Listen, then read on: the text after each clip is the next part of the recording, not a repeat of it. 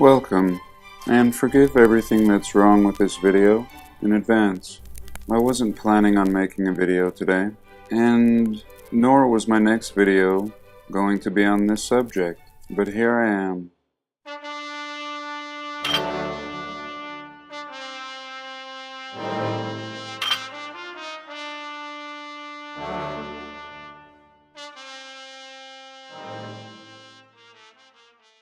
I've gone down quite the rabbit hole this evening, and I could wake up tomorrow and forget everything.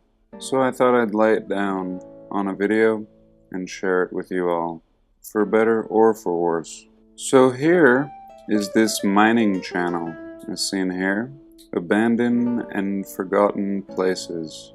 In this particular video, the scenic beauty of abandoned mine exploration. And a lot of these exploring channels are not revealing where their explorations are. And sometimes I think there's good reason for this. In this particular case, I'm not sure. The worst that could happen is somebody would die. But sometimes we're concerned about vandals. And it could be so in this case as well.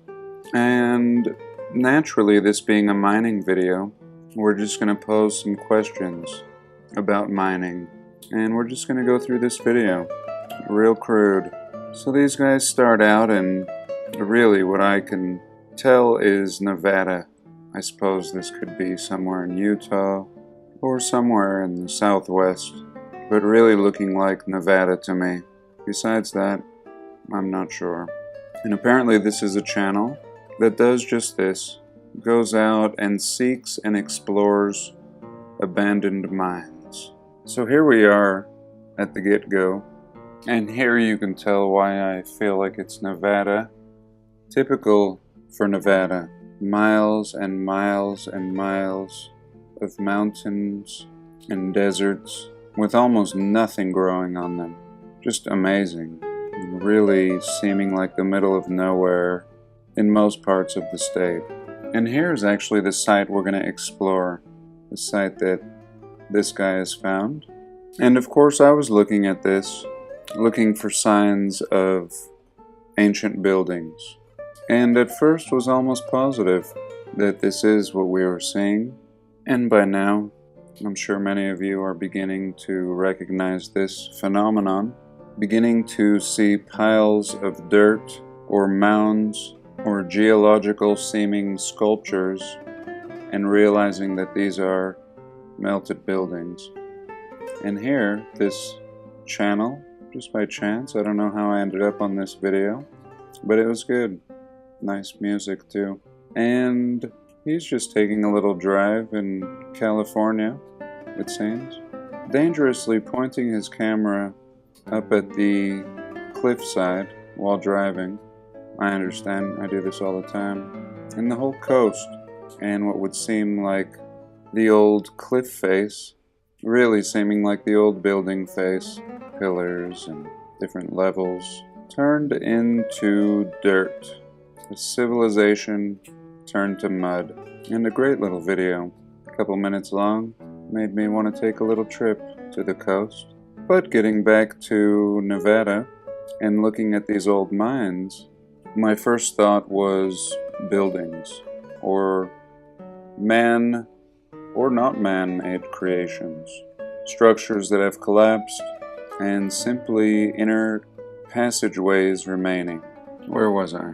So here we go, entering the entrance. And again, let me just back up.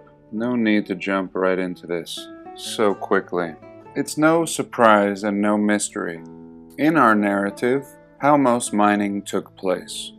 A favorite way of getting things done 100 years ago, the use of dynamite. Everything was dynamited. Before any kind of sophisticated machinery or heavy equipment would be invented, everything could be done with dynamite. And a pickaxe. You could bore tunnels through entire mountains at unimaginable depths with dynamite. You could blast away rock faces and create monumental sculptures as large as 6-story buildings with dynamite and a chisel And here I just want to point this out before we enter this glorious opening in the absolute middle of nowhere. I mean, the middle of nowhere. Let me just refresh your memory. Now, mind you, this is also important.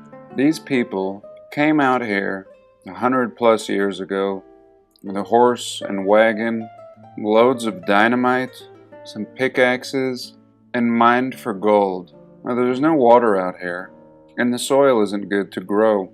Who knows how many miles from civilization. And these guys needed a nice off-road Jeep to get back here. So that's enough setting the backdrop. Let's jump back into our cave entrance. Here we go.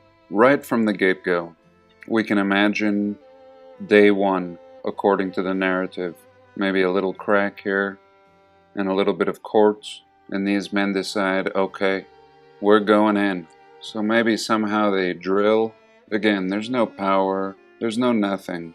But again, they manage to plunge a stick of dynamite or two into this mountainside. And boom, you have a hole and a mess. You begin clearing it out. Perhaps 1 or 2 hours worth of work. Maybe 3. Another stick of dynamite. Boom. Maybe another 2 or 3 feet of hole. Maybe 5, if you're lucky. Is it going to be smooth? No, it's going to be a big mess. But this is what we get. I mean, this baby just plunging straight down. There's a certain point at certainly 10 feet, 20 feet, where you're not getting the rock out of here. Not with the means available 100 years ago. Maybe you keep throwing some sticks of dynamite in this hole, and pretty soon you just have a big mess, and you can't even clear it out. Unless we're to believe it's vaporizing this rock, and there is nothing to clean out. Just tossing in a stick of dynamite, vaporizing some rock, tossing in another stick. I'm just not sure what they would tell us. And again, these pieces of timber propped up all along, absolutely ridiculous. If these things are really holding up the stone, they're not going to survive 1, 2, or 1,000 blasts from sticks of dynamite. And yet, apparently everything is just holding together, barely. And these guys are awesome, by the way. As always, I encourage you to check out their video. A very fascinating exploration. Great couple of characters. And let's move on. So here we go. Just blasting out this clean passageway with a nice arch. And we get to an intersection. And absolutely mind-blowing, several times in this video, we come across these intersections. Now, at first, this led me to believe that maybe this was some old made block work. By what or whom, I have no idea. And I still do leave that on the table. Certainly looking more made by something intelligent than by the forging via sticks of dynamite. Nothing seems more ridiculous than that. We don't see much burning or scorch marks. And I'll wait a minute to get to my final conclusion. And here he's showing what he called blast caps. Something to do with the explosives. And really all this just looking like props to me. Like someone just threw this in here, creating a stage. And here we can see the entrance. They're not very far now. They end up going, I don't know, at least 50 times further than this. Down several levels. And even up several levels. Never seeing anything that resembles gold, but we do see a lot of beautiful, precious, or semi-precious minerals, which led me to ultimately my final conclusion. And here we continue. Again, this just seems silly, all of this to me. It's not doing much. If anything, I think that it's hiding something. These pieces of timber. And here a look at the minerals in here. Quartz of various colors. Some more examples of timbers holding up impossibilities. And again, you can see what I'm saying, seeming like These are actually to keep people out and also give the impression that they're here for your benefit. And these guys, not really seeming to have any idea about the direction that we would take this, treating it as an authentic gold mine, but truly some great characters, having no fear, plunging into these caves and tunnels. And here again we can see contours that don't look like the marks of dynamite or pickaxe. And if you're propping up all these timbers behind you on your way down here, supposedly holding up these massive rocks from collapsing, there's no way you would throw another stick of dynamite down here. No way. And a lot of this does look like some old brick. I was really torn to make sense of this exploration. But now they go down this ladder, a really sketchy ladder, reminding me of something I would build. And just mind-blowing. I mean, come on.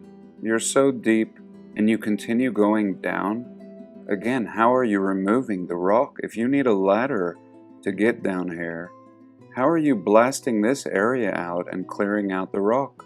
To me, this is the only thing thus far that seems obvious.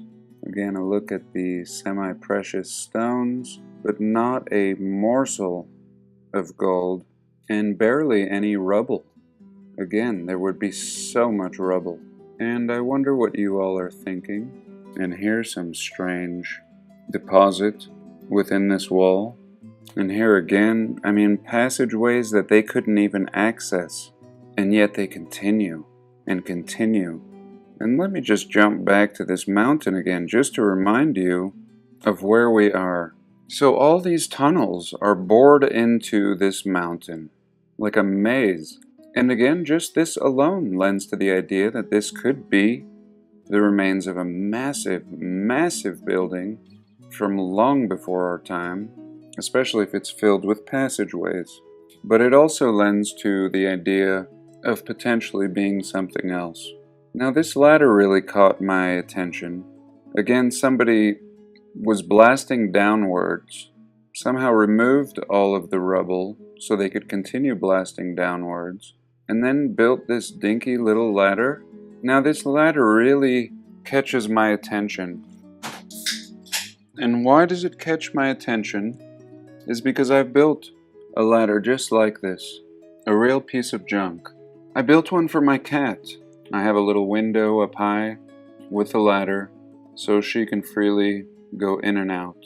And my cat's little ladder, after only a few years of usage, had more wear than this ladder.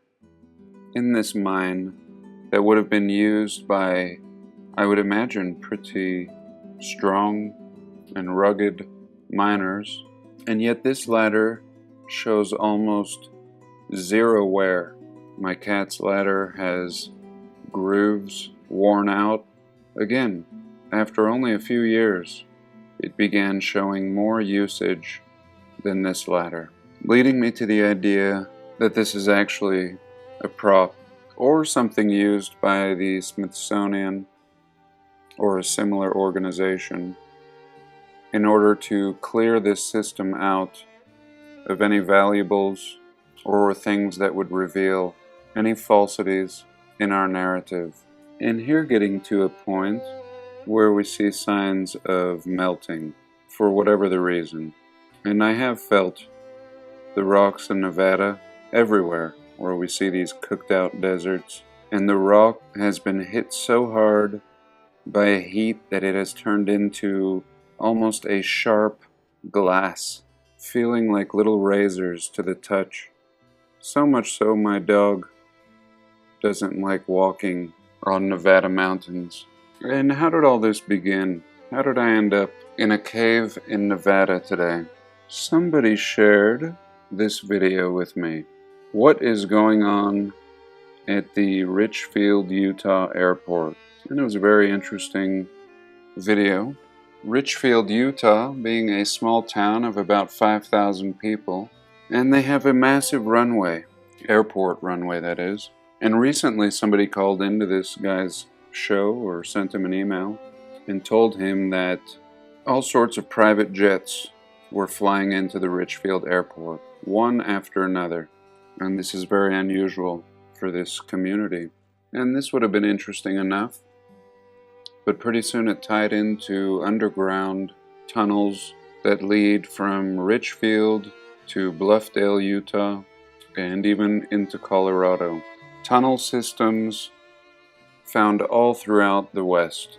And we know in our research, we've discovered a lot of these tunnels, pretty much under every major city, often in the middle of nowhere.